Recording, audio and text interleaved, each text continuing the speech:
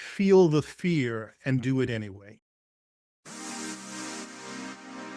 Welcome to Agency for Change, a podcast from KidGlov that brings you the stories of changemakers who are actively working to improve our communities.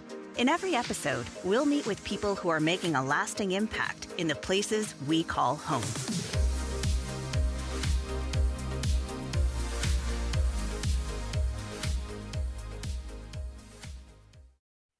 Hey, everyone. Welcome back to the Agency for Change podcast. This is Lyn Wineman, President and Chief Strategist of KidGlov. Today's episode is centered on a book that pulls back the curtain on an industry many of us think we know. And that's because I know many of our listeners are in the marketing and advertising industry. Black on Madison Avenue isn't just a memoir.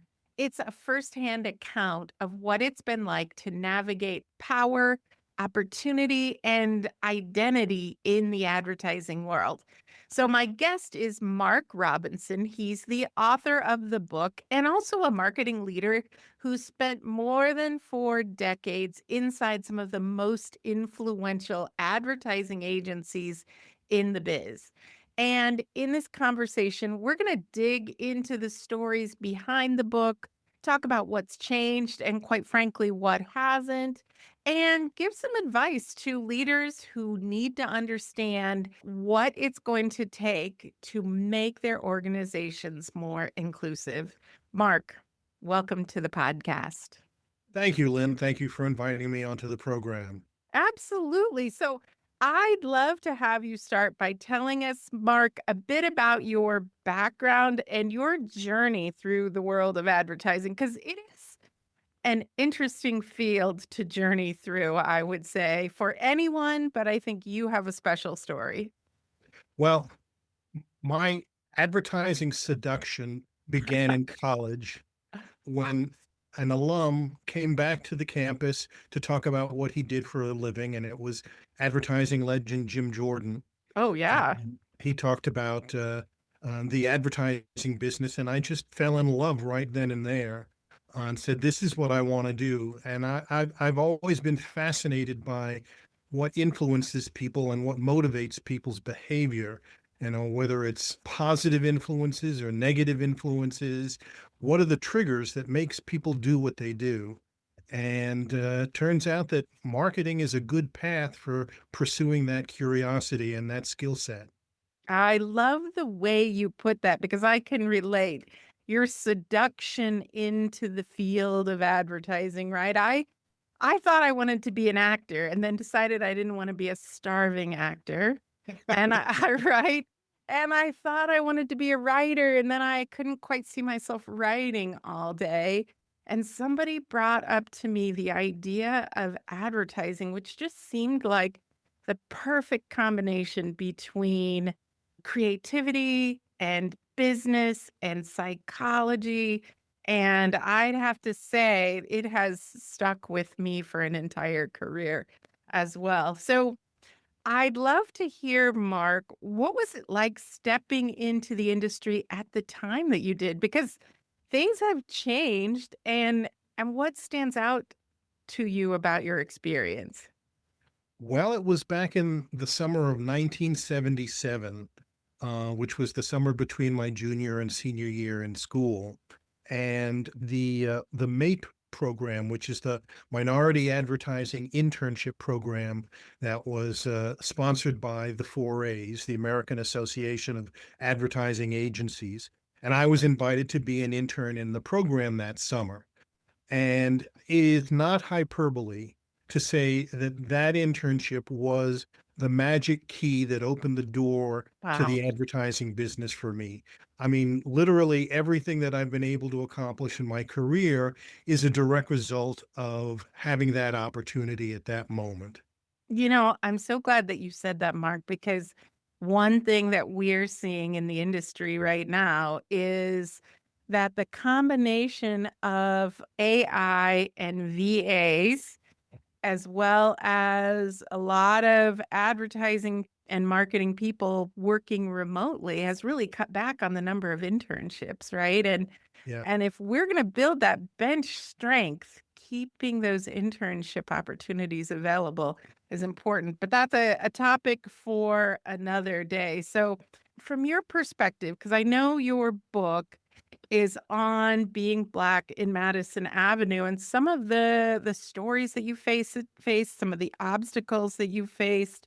I'm really curious, what has shaped the conversation about diversity in advertising over the years?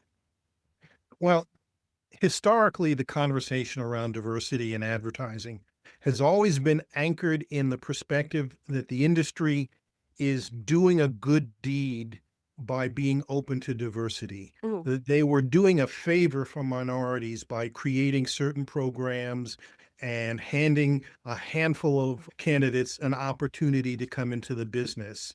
There was never any consideration whatsoever that perhaps having people of color working in advertising was actually a good thing for the business, that it was a good mhm. thing for the agency. You know, the concept simply never occurred to anybody. And because of that, pretty much all of the diversity initiatives that you see in the business are focused on entry level opportunity, Yeah.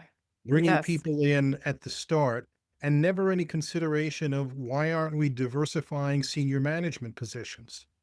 You know, if diversity is a good thing, then it should be at every level within the organization.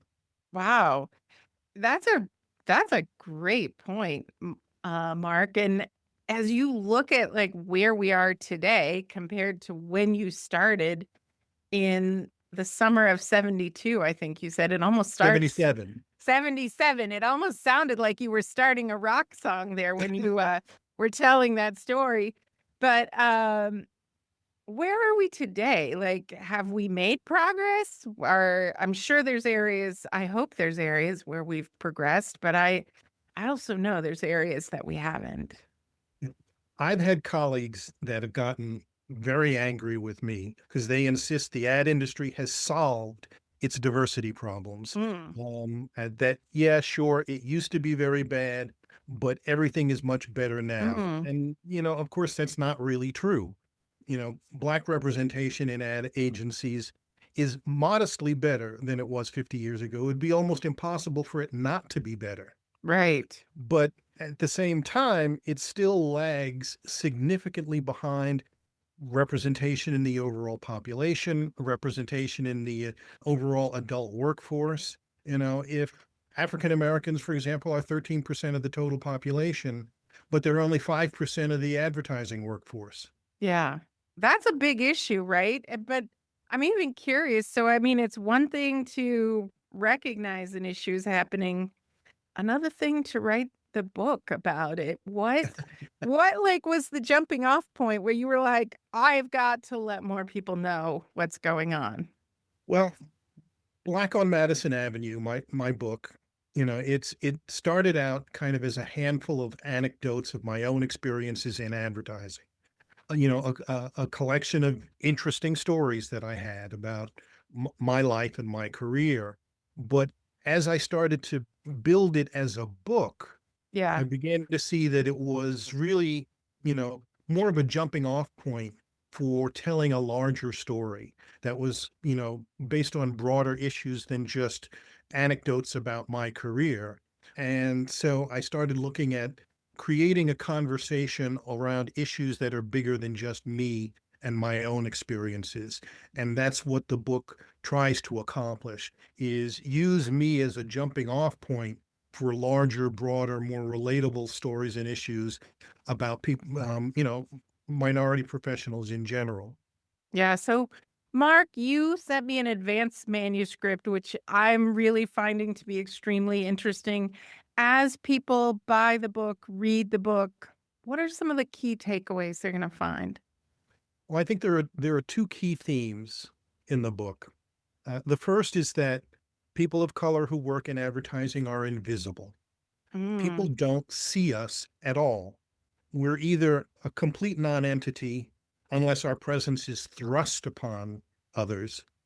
And even then, people don't really see us. They see their expectation of us. mm, They see what they have their own, uh, internally created perceptions of us. And they don't see us when we're not there. They don't register the absence of us when we're Yeah. not there. When there isn't one single minority in the room, there's nobody saying, well, how come there are no minorities here? Right. You Right. know? And then the second theme is that necessity is the mother of invention. And that becomes a real operating premise in multicultural marketing, because minority agencies, they don't get the budgets that mainstream agencies get. They don't get the tools and the resources that mainstream agencies have. So a lot of the marketing tactics that we deploy are do it yourself. Yeah. And, what can we create to replace those expensive tools and resources and budgets that we're never going to have? Right. And what you'll find is that minority agencies and multicultural marketing has been the inventor of a lot of very innovative marketing practices that the mainstream eventually adopts, you know, sometime after we've been doing it for a while. Right. And claims it as their own idea, I Of course. imagine. Of Of course. course. Can you give me some examples of that, Mark? Experiential marketing. Yeah. That's something that has been a mainstay of multicultural marketing for a long, long time. Influencer marketing is something that we have leveraged with gatekeepers in communities of color. Yeah. So, Mark, under the heading of seeing somebody, I'd actually like to talk a little bit about your career. I know that, summer of 77, that was a minute ago. Tell us a bit more, what your experiences were growing up in the industry. well, I'll start with the very first job interview I had after graduating college, and the very first job. I won't name the agency, but I met with the director of personnel, and I was looking to get a job in account management. Yeah. And she said to me, "I'm sorry, but we don't hire Negroes in account management." Wow. Somebody actually said that out Oh loud. I yes, guess it was the 70s, right? yes. But that's Um, hard to He imagine. said, "I'd be happy to set up an interview for you in some other department, but account management are the people that interface directly with our clients, Oh. and we don't have that." And, for some reason, I said, "Well, thank you very much, but if there isn't going to be an opportunity to interview in account management, I'm just going to have to look elsewhere." Yeah. And it took a minute, but I did finally find an agency that, recognized the opportunity and the potential and made it all happen. Yeah, I know you worked for some big agencies over the years, Mark. Oh, yeah. I worked for Lintos, for Gray Advertising. Yeah. I've worked with BBDO. The I've legends, been those are the big legends, right? That we yes. all hear about. Yeah. Um, and in the early part of my career, I was fortunate to sort of focus on new product development, Mm. which is a real interesting aspect of marketing, is to take something that is simply the spark of someone's imagination or their strategic analysis of the marketplace, and see that all the way through the process until there's an actual product on the shelf. And I was able to be part of the development and launch of 7 successful new products Wow. in my career, all of which have been leaders in their categories, some of which really transformed their categories. Products like Fancy Feast cat food. Oh, yeah, that's a big one. We all know it, right? We all Yes. know it. Yeah. So I was very fortunate to have the opportunity to see the way the whole marketing spectrum works in new product development. That's great. Mark, you shared some anecdotes, but I'd love to hear, are there any particular stories in the book that you'd like to share that really kind of give us a feel for what you went through? Well, there are so many different stories, I have to sort of edit in my head what would be a fun one to share. But ironically, when I made the decision to sort of transition my career from the mainstream agencies to multicultural marketing, I interviewed at a minority-owned agency with the president of the agency, and I was really excited about coming to work there and making that big change in my career. And he interviewed me and said, "Frankly, I don't think you'd be right here. I don't think you're black enough." Oh my And I goodness. almost did a spit take in the interview. I said, "Are you kidding me?" Yeah. Um, and I never imagined that I would face the kind of prejudice that I confronted at the beginning of my career now in this context. But he said, "Well, you've spent too many years at mainstream Madison Avenue agencies. We don't know how to get you to unlearn that stuff." Oh, wow. Who would have We're thought, right? Yes. What So, happened? Did they end up hiring you or did you end up well, looking at the next opportunity? I walked away from the interview, and a year went by with me just sort of stewing over this thing. And after a year passed, I wrote him a letter saying, "I think that you're wrong, and I want to come in for another conversation and convince you why you're wrong." And I got a phone call back from the executive assistant to the CEO, and she said the CEO would like you to come in to talk to him. So I came in, met with the CEO, and he told me about that he was aware he got my letter. He was aware of the whole situation that had happened a year before. He said, "And that's why I fired him." Oh, wow. He said, "I can't have people in my organization who think like that." He said, "I need the very best people. I don't care about any of those other considerations. I just want the very best people." And so we sat, and that interview actually lasted 3 hours. That's a long interview. Yes. We just talked about everything, and at the end of the interview, he offered me a job. Wow. That's a great story. That's a on so many different levels. So, Mark, earlier in our conversation, you mentioned that you get angry because you have people telling you right now that the diversity issue in advertising is fixed. And we all know that isn't true. But what's a gut check for us on the state of diversity in the advertising industry today? Well, things are in terms of the statistics, things are modestly better.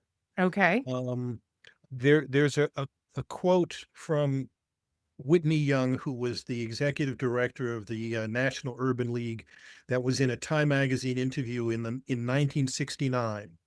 And his line was, "Things were bad. They're better now. They need to get better." Mm, And that simple line to me is the essential truth of the matter. They yeah. were bad. They're better now. They still need to get better. Yeah. So, Mark, what insights or advice would you have for agencies and leaders, maybe leaders like myself at KidGlov, that want to build a workplace where diversity truly thrives? Well, doing things that have worked before, doing things that have been successful, those habits, they make us feel safe. They make us feel Yeah. comfortable. But we're not in the business of feeling safe and comfortable. We're not going to stand out from our competition by being just like them. We're not going to be winners. Wow, Mark, how many times do we say that to our clients, but then turn around and be guilty of the same thing? Wow, and I'm sorry I Absolutely. cut you off there, but it's Yep. like I can think of today even I had the conversation with a client about standing out, being different, doing things differently, taking a risk, not just getting stuck in the same rut, but yet when it comes to our hiring practices in our own workplaces, our own culture, our own policies. What are we doing? Yeah. Yeah. I mean, it's an old cliche that an advertising agency's only true asset is people. And Yeah. so we have to ask ourselves, are the people that I have capable of taking me places I've never been before? Mm, wow. And if they're not capable of taking you someplace you've never been before, then you need to bring in some different people. Yeah, yeah. Mark, I'm gonna say, I'm just gonna moment of vulnerability, which I do often. You know, I can think of times in the past when Kid Glove has been guilty of that. There was, as a startup agency, there was a time that when I decided I needed to hire someone, I generally knew someone that would fit the position. So instead of going through the time and trouble of posting the position, accepting resumes, interviewing candidates, I would make a phone call and say, "Hey, person, you and I have worked together in the past in a different area. I'm building something pretty special over here. I've got this open role. Why don't you come on over?" And when that is your hiring practice, you certainly Yeah. are not opening the doors. I think we also found maybe about 5 years ago, in our quest to have a more equitable workplace, we were complaining about the fact that we weren't getting candidates from diverse backgrounds, yet we were requiring 3 years of agency experience for all of our open positions. So if there's not diversity in the field, and that's the field that we are recruiting from, what are we gonna get, right? Like, I think once again, of so many times I've said to clients, if you do what you've always done, you're gonna get what you've always got, right? And Yeah. it's a simple quote, but that's the truth. Like, I think there's little hidden things all over the place that maybe you don't realize are holding you back. Yeah. Now I'll take that example that you just gave of having to have agency experience for hiring, and tell you, one of the most famous commercials in advertising history is the Coca-Cola Hilltop commercial. Yeah. But did you know that the song "I'd Like to Buy the World a Coke" was written by their senior VP of music at McCann, and he was hired with zero agency Oh. experience. He was a music producer at Motown Records. I did not know that. I thought Don Draper in Mad Men came up with that one. I'm Yeah. just kidding, just kidding. Actually, I'm gonna tell you this. I have never watched a full episode of Mad Men because for me, it's infuriating to see the way women were treated in that particular series because it was too close to the truth of what happened when I started in the industry, right? And so, yeah, but I do know that particular commercial did come up in an episode of Mad Men. Yeah. So, And there's a line in one of the episodes of Mad Men where the president of the agency says to Don Draper, "Did you know that BBDO just hired their first Negro?" And Don Draper's response was, "Well, I didn't know that, but I wouldn't want to be that Negro." oof. Wow. Yeah. Yeah. I don't even know how to respond to that. You've rendered me speechless, Mark, and that does not happen very often. So, all right, I'm going to move us along here. What I want to ask you next is what's on the horizon for you? I know you've got a couple of books under your belt. You're doing some consulting. What's next? Well, the book that I'm working on now for my next book is actually going to be a coffee table book, a picture book of the best Black ads of the last 50 years. Wow. And there is no archive, there is no collection of minority advertising that anybody can go search and find or whatever. That kind of a collection doesn't exist. And so I felt I had to do this book. And, I also add my own curation for the ads and sort of give a historical narrative of what was happening in the world and what was happening in the business when these ads came out. Yeah. I respect you if you say no, but I'm curious, can you give us a sampling of some of the ads we might see in the book? Well, it evolves over time. In the earliest years, the earliest adopters of advertising to minority consumers were the sin marketers, alcohol and tobacco. Oh, yeah, okay, the sin marketers, gotcha. Because the wholesome marketers were afraid of backlash and boycotts from Southern consumers. Yeah, But alcohol and tobacco, they didn't care. yeah, They were they like, were "We going need for the it. money." Yeah. All right. Well, I'm going to keep an eye out for that book. You'll have to let us know, maybe come back when it's out, Sure. because I imagine that it will be beautiful and educational both. So, Mark, for the people who would like to get a hold of a copy of Black on Madison Avenue, where can they find the book? Where can they find more information about you? Well, they can find the book pretty much anywhere where you buy books. It's Okay. available on Amazon or barnesandnoble.com. You can go to your local bookstore and they probably don't have it on the shelf, but they can order it. Nice. Or you can go to my website. Now, I've Okay. got two websites. One is for my writing, which is markrobinson-writing.com. Okay. And the other is my business side, which is marksrobinson.com. Okay. Mark, we'll get links to both of those in the show notes on the KidGlov website as well, for anybody who might be driving or walking or doing all the things we do when we listen to podcasts. Mark, I'm going to ask you next my favorite question. I've asked it on every episode of Agency for Change. Our listeners know I am inspired by motivational quotes. And having a couple books under your belt, I know you've got something up your sleeve. Could you give us a Mark Robinson original to inspire our listeners? Okay. Well, I've got two. Okay. I tell these to people all the time. And the first one is turn left and see what's there. I love it. Turn Yes. left and see what's there. I love it. Yeah.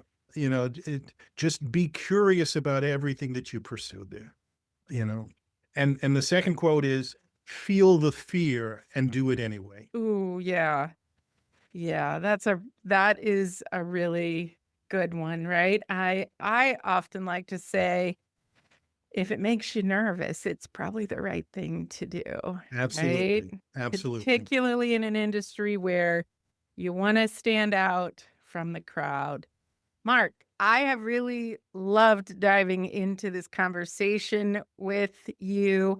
I am looking forward to finishing the book. I'd like to just ask you one final question as we wrap up our time together today.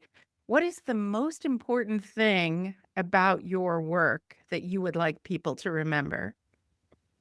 Gosh, the most important thing, I think it creates an opportunity to see people that are often considered invisible. Mm, I love that. That's great. Mark, I'm going to say I fully believe the world needs more people like you, more books like Black on Madison Avenue. I really appreciate you taking time out of your busy schedule to share with us today. Oh, it's a pleasure. Thank you for having me on the program. We hope you enjoyed today's Agency for Change podcast. To hear all our interviews with those who are making a positive change in our communities, or to nominate a changemaker you'd love to hear from, visit KidGlov.com at KIDGLOV.com to get in touch.